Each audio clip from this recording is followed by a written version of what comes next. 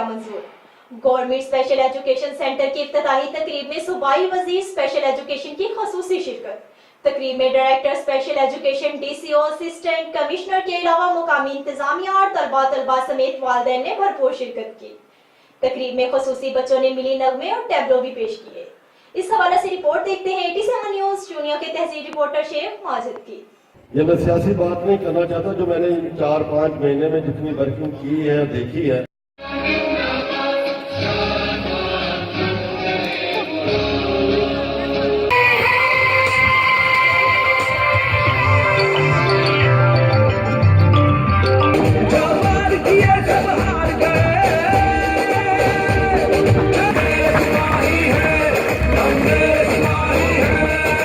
Special education department का काफिला दिन दुगनी रात चुगनी तरक्की की तरफ के मालिक है, जो कि आपको दूसरे अशखास से मुमताज करती है।